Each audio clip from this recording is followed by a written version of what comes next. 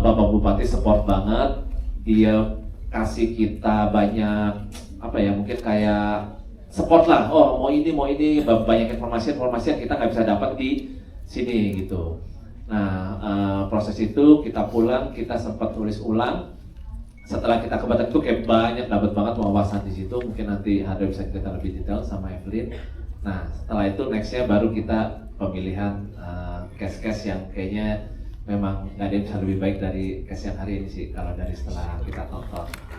Film Alas Roban buatku sangat spesial ya, karena dari awal ditawarin tuh oke, ini road movie horor, ini horor bukan gore gitu, jadi sesuatu yang mungkin kalau yang udah pada nonton sebelumnya bikinnya gore, tapi kali ini yang horor gitu, bener-bener hantu gitu kan.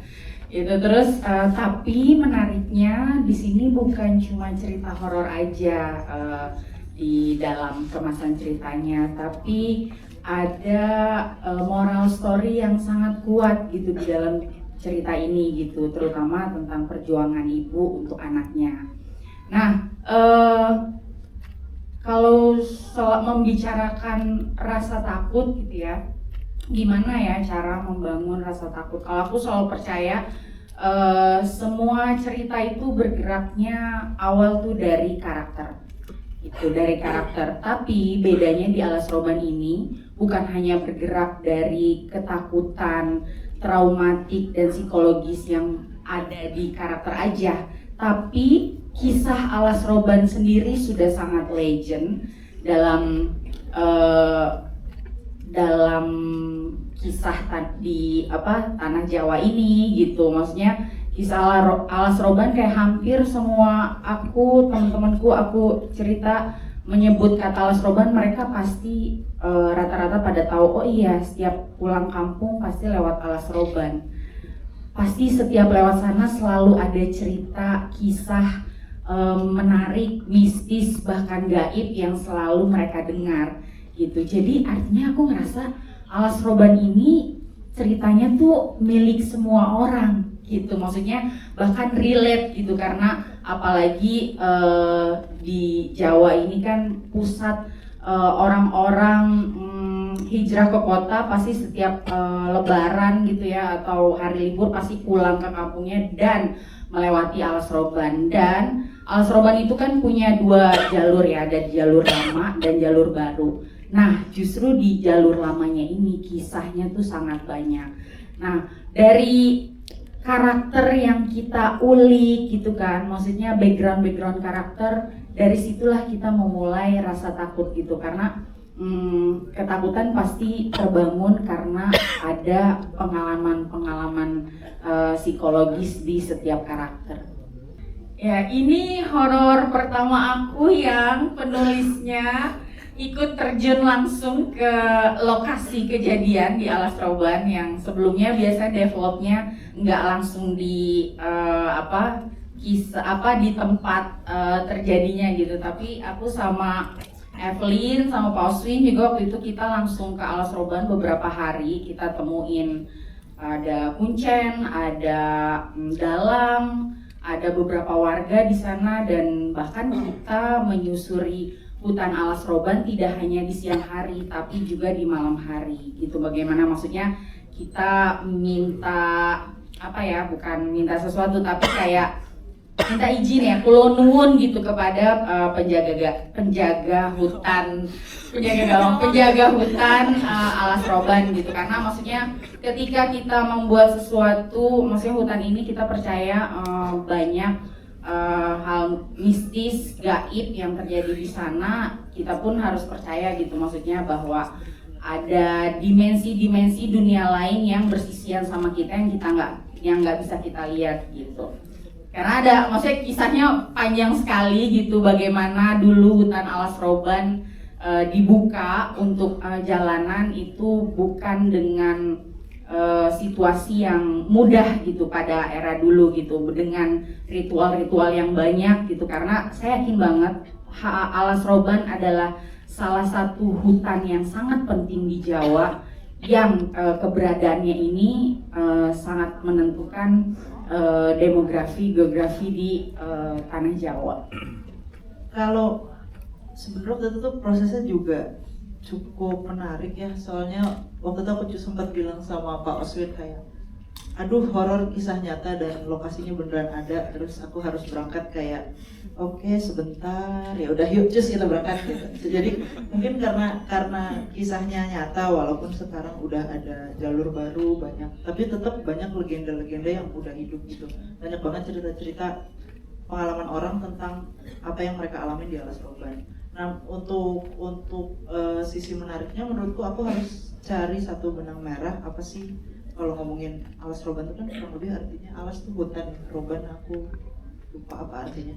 Cuma maksudnya Alas Roban tuh aku coba narik ketika ngomongin hutan itu kita ngomongin sesuatu tentang bumi, sesuatu tentang alam, dan menurutku itu sangat berkaitan dengan mistis yang mana kalau biasanya ada di film horor tuh kita membuat suatu sosok atau kita pakai medium sosok gitu. Aku di sini coba offering sama Mbak Hadra juga sama Pak Oswin waktu itu, gimana kalau kita main dalam konteks yang jauh lebih tua dan lebih legend, yaitu leluhur gitu. Kayaknya itu merupakan sesuatu yang jarang diulik, padahal kita punya medium kisah nyata yang cukup kuat gitu. Jadi nggak cuma ngomongin Alas Roban, karena sebenarnya tempat-tempat di bumi yang belum tersentuh ini aku personally percaya sudah ada penghuninya gitu, udah ada penunggunya dulu gitu. Jadi sebelum ada manusia, yes ada satu dua makhluk yang mungkin kita nggak bisa lihat. Mungkin berangkat dari kepercayaan itu, aku coba deketin ke diriku sendiri pengalaman horor yang tadi Mbak Hadra juga mention. Kenapa akhirnya larinya ke horor? Karena menurutku karena kisah nyata, balik lagi jadi pendekatannya kayaknya lebih enak kalau kita coba kasih sesuatu yang benar-benar horor yang sangat dekat gitu ke masyarakat. Saya Melda Karen, di sini saya berperan sebagai Dewi Raras. Jujur aku senang banget bisa terlibat di film Alas Roban. Ini pertama kalinya aku memainkan peran sebagai hantu. Dewi. Ya, kalau di mata manusia mungkin hantu ya, tapi di kehidupan pribadinya dia keturunan dewa ya. Menurut aku menarik sekali. Horor ini kalau aku baca skripnya, aku mau karena bukan hanya horor biasa. Ada sebuah, setuju dengan Bu Hadra, cerita ini juga menggesek kehidupan sosial manusia, bisa menjadi renungan tersendiri. Jadi aku senang juga bisa kerjasama dengan Bu Hadra karena aku suka horor yang ada ceritanya yang lebih dalam. Apa ya? Jadi kalau aku pelajari, aku riset gitu, Bu Hadra cukup terbuka untuk membahas siapa sih, apa sih di Alas Roban itu ada apa. Itu juga bikin aku penasaran karena aku cukup awam sih. Kalau aku tanya teman-teman Jawa itu kayak legenda yang udah kuat banget gitu. Jadi aku penasaran siapa sih yang menduduki Alas Roban, apa sih, kenapa ada kejadian-kejadian aneh dan mistis di situ. Yang aku dapatkan setelah aku pelajari, memang dari mitologi Jawa banyak cerita-cerita legenda dari wayang kulit bahwa kita percaya konon memang ada roh-roh yang menduduki bumi sebelum datangnya manusia. Jadi setelah manusia itu menduduki bumi, justru terjadi kerusakan gitu. Banyak terjadi kerusakan alam, peperangan dan sebagainya kalau kita lihat dari sejarah Alas Roban. Dewi ini mungkin lebih kepada menguji manusia, lebih ke penghukum manusia, karena dia juga ya itu sih, jangan terlalu kebanyakan ngomong nanti spoiler. Kok ketawa? Iya, di sini saya berperan sebagai Supriyanto, seorang supir, lagi-lagi supir.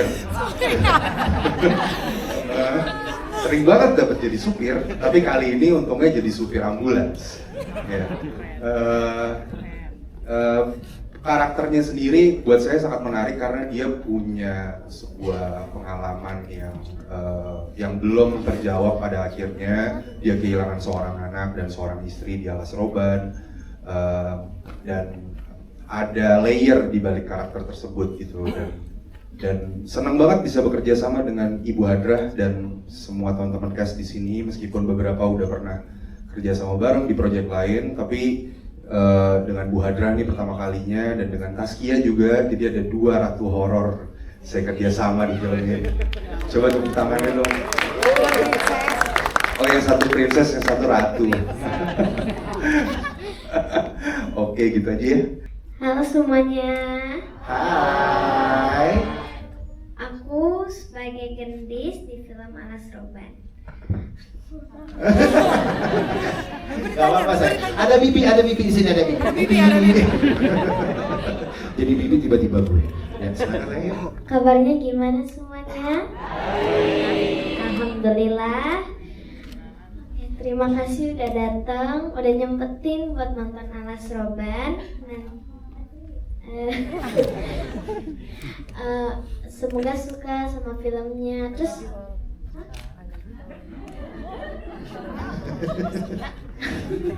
I love you.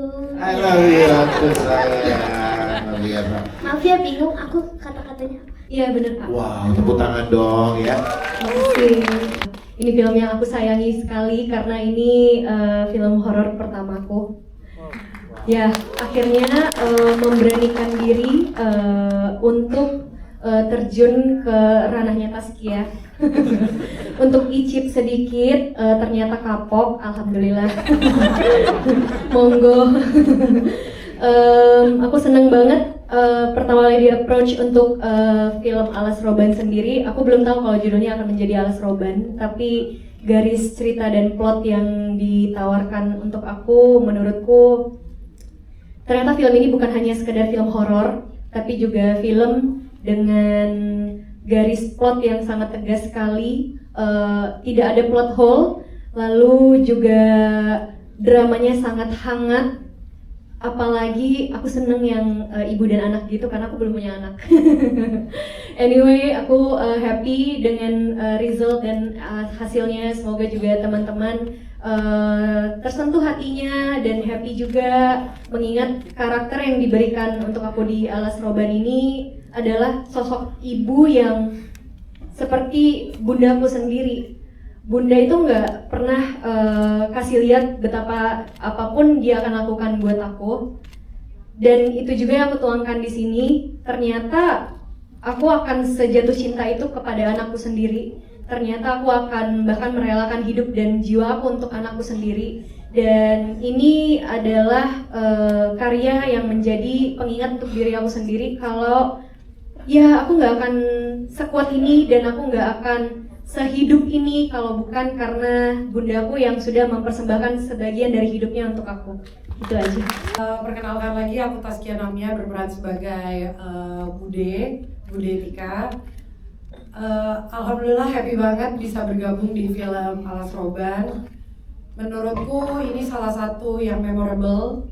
Kebersamaan kita di lokasi syuting tuh sangat-sangat berkesan banget menurut aku, karena kita tiktokan juga sama seorang Rio Dewanto. Gitu, pokoknya udah fasih lah gitu. Untuk mungkin yang paling seru dari karakter aku, mungkin dari awal baca skrip gitu, apa ya yang bisa dikulik gitu dari si karakter Tika, dan apa sih hubungannya sama karakter Sita, Gendis, dan juga nggak tahu ya bukan keluarga kita ini, Mas Anto.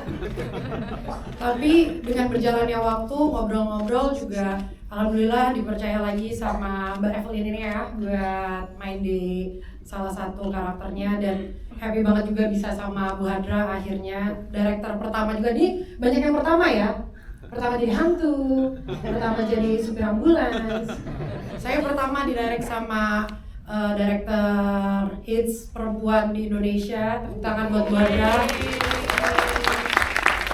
So far sangat menyenangkan banget karena jujur apa yang ada di skrip sangat bisa dimainkan juga sama kita karakternya. Michelle sama sekali tidak membiarkan aku untuk tenang. Pasti akan ada, Bude kita ngapain ya Bude hari ini gitu. Tapi itu sama sekali menurutku menyenangkan karena itu tugas kita sebagai aktor untuk nggak hanya memainkan apa yang ada di skrip, tapi kita menghidupkan karakternya gitu. banyak banget menurutku scene by scene yang kita baru bikin di set. Dan itu salah satunya yang tadi bareng sama Sita, kalau aku jadi kamu, itu tuh benar-benar kita berembuk dengan dilihatin Mas Anto juga yang nggak tahu dia siapa. Kayak aku ngapain ya di konflik keluarga ini gitu. Tapi happy banget aku bisa bergabung di sini. Buat tadi yang kayang-kayang itu juga, itu baru ada di set. Disuruh makan malam, sebelum makan malam ya kayaknya, atau sebelum makan malam. Itu sore mau menuju maghrib ya. So aku ingat banget cerita dikit, boleh kan? Boleh dong. Itu ingat banget, harusnya nggak kayak gitu. Tapi tiba-tiba aku disuruh berembuk di meja. Ada, nanti aku akan ngeluarin fotonya. Kia nanti ngapain ya? Aduh. Berarti aku mau nggak mau karena mostly gendis yang syuting duluan, jadi aku harus beberapa ngikutin gesturnya gendis gitu. Untung ponakan aku ini emang pintar luar biasa, tepuk tangan juga buat dia. Dan itu baru bikin benar-benar di tempat. Sampai Bu Hadra ngira aku kesurupan beneran, nggak apa-apa. Tapi ya menurutku ini benar-benar project yang gak cuma horor-horor biasa, tapi aku happy banget bisa ketemu sama pemain-pemain yang ada di sini, terutama juga keluarga kecilku ini. Menurutku Tika tidak pernah utuh kalau tidak ada mereka gitu sih. Jujur gak ada perbedaan yang spesifik seperti apa sih, bedanya mungkin aku lebih bisa hati ke hati sih kalau sama Bu Hadra. Bu Hadra benar-benar menurutku ngejelasin scene by scene-nya tuh dengan sangat jelas, apalagi untuk scene drama gitu. Di sini kan ada ratu drama juga gitu, dimana kita tuh ngadepin ada satu adegan yang tadi kalau diperhatikan yang adegan wayang di ritual itu benar-benar kita kayak didongengin sama Bu Hadra sebelum mulai gitu. Nah itu menurutku juga salah satunya mempermudah kita sebagai aktor untuk tinggal memvisualisasikannya akan seperti apa gitu. Jadi kita tinggal Bu Hadra maunya kita emosinya seberapa gitu. Sedangkan di situ jujur buat karakter aku dan karakter Sita pun kalau boleh cerita sedikit menyambung dengan Bu Hadra, aku jujur hari pertama sebelum syuting tuh aku belum tahu needs wants-nya karakter Tika tuh apa.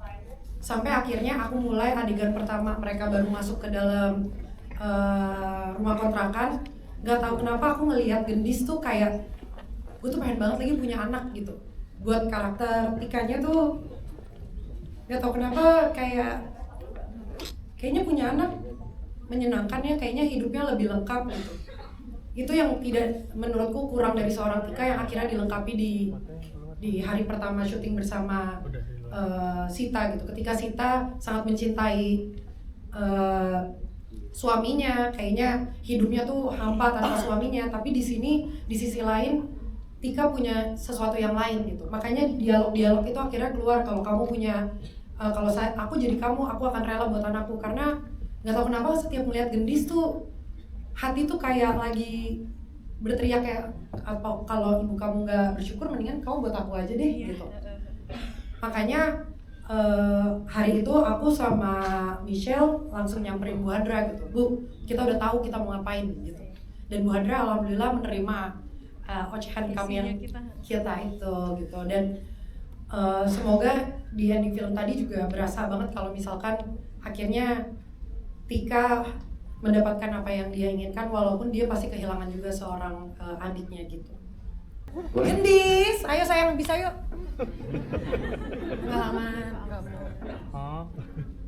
Pengalaman selama kita syuting di Alas Roban. Kebetulan yang berangkat ke Alas Roban tuh kan kamu sendiri. Gimana? Aku agak takut loh. Gimana pengalamannya teman-teman mau tahu? Dari Mas Adi mau tahu, pertanyaan dari Mas Adi untuk para cast yang ke Alas Roban, pengalaman apa yang mungkin bisa di-share dan diceritakan gitu. Silakan. Napas dulu saya 3 kali. Oke. Tempatnya itu horor kayak yang diceritakan semua orang. Terus ibu pernah bilang kalau misalnya ada bau apa? Bau bunga. tiba-tiba tuh kalau setiap kita syuting tuh kayak ada wangi sedap malam gitu, tapi kayak lewat dan itu selama proses syuting berlangsung sampai akhirnya maghrib istirahat sampai syuting malam juga Ada wangi terus ya wanginya. sekali. Tapi bukan wangi pohon janinya Alas Roban, tapi kayak emang ada wangi bunga melati kadang-kadang terus hilang, terus wangi apa gitu. Terus suasananya kayak diam gitu, mencekam. Kayak monyet juga, alhamdulillah nggak ketemu monyet putih ya. Kamu tahu aja teman aku itu. Ya, Oke. aku sempat ketemu monyet, tapi Sempat ketemu. Benar ketemu di jalanan. Iya, aku sempat ketemu. Aku bilang, ada monyet. Oke, thank you. Ya, yang lainnya mungkin ada pengalaman nih dari Alas Roban, silakan. Ya, nah, silakan. Kamu nggak kedapetan ya? Alas Roban. Enggak ya? Oh, kedapetan. Gara-gara Taskia nggak bisa, lu selalu nyari ribut. Nggak bisa ya, schedule-nya kan belum. Oh ya sabar. Aku senang sih aku dapat kesempatan satu kali ke hutan Alas Roban. Ketika aku masuk, emang aku suka adventure juga kali ya. Ternyata hutannya cantik banget ya. Pohon jatinya yang ratusan tahun itu kayak indah banget ya. Gitu. Untuk masuk ke situ tuh jarang-jarang tuh yang berani. Kebetulan kita lagi syuting dan set diamanin gitu. Syuting udah kita aman karena ada jam tertentu kita udah harus rap kalau matahari udah mulai gelap. Jadi experience-ku malah keren banget ya hutannya. Aku bingung kok bisa hutan secantik ini bisa menjadi sebuah apa ya, banyak terjadi tragedi yang gak enak gitu. Apa ada sesuatu kah gitu. Menurut aku itu alam yang harus dijaga sih. Ya. Kenapa akhirnya aku rasa tadi udah cukup menjawab. Aku sempat bilang karena cerita yang ditawarkan gak sekedar cerita horor yang selama ini aku sempat ditawarin dan di pitching juga. Garis ceritanya sangat hangat sekali. Memang aku nggak mau kehilangan itu dari diri aku. Aku juga udah titip kayak aku tuh nggak bisa horor kayaknya, atau aku mungkin memang belum paham. Bukan nggak bisa, aku takut banget sebenarnya. Aku takut banget. Aku udah informasikan sama ibu sutradara dan bapak produserku. Aku juga nggak mau kehilangan diriku yang kayak aku adalah aku yang sangat takut dan aku yang menyayangi semua keadaan itu. Berarti aku harus merangkul bukan rasa takut aja nih, tapi memang aku harus ekstra takut gitu, yang kayak aku takut aja tapi jadi takut banget. Nah, aku nggak suka tuh rasa-rasa itu yang nanti aku akan bawa pulang ke rumah bahkan di saat syutingnya selesai. Tapi aku memilih untuk mencoba karena cerita dari skenarionya saja sudah bagus. Sebelumnya juga aku sempat syuting sama Bu Hadra drama, dan aku pikir aku akan hidup gitu, menjadi tetap karakterku, dramaku, walaupun di warna genre horor gitu. Jadi aku rasa ini adalah sesuatu yang worth it sekali untuk aku coba. Untuk 2026 especially karena ini tahun yang baru, karya yang baru, warna yang baru juga buat aku. Kalau untuk treatment aku yakin sangat berbeda sekali. Bu Hadra yang selama ini ngedirect aku dengan penuh kasih sayang dan lemah lembut, tapi ternyata pada saat horor aku melihat sisi Bu Hadra yang sangat kuat sekali ya. Sosok yang lebih kuat lagi dari yang aku lihat-lihat sebelumnya. Di saat set kita gonjang-ganjing, tiba-tiba kena banjir, tiba-tiba hujan deras, tiba-tiba schedule dan lain sebagainya tercampur aduk. Aku rasa bentuk-bentuk masalah itu yang aku sebagai pemain aja cukup panik. Apalagi aku sakit dan ibu tahu aku sakit, lalu kita dikejar waktu sama matahari, keadaan, lalu cuaca. Aku rasa aku melihat warna Bu Hadra yang ibu kuat banget. Aku udah nangis nih di belakang pas syuting. Aku nangis karena aku sakit, aku takut ngerepotin, aku takut nambah hari karena aku punya ketakutan yang aku sebagai yang in charge di lokasi, aku nggak boleh kasih lihat itu, aku harus tetap tenang. Tapi aku ketakutan banget pas lokasi tempat set syuting kita banjir. Aku takut banget, ini jadi apa ya film horor pertamaku gitu.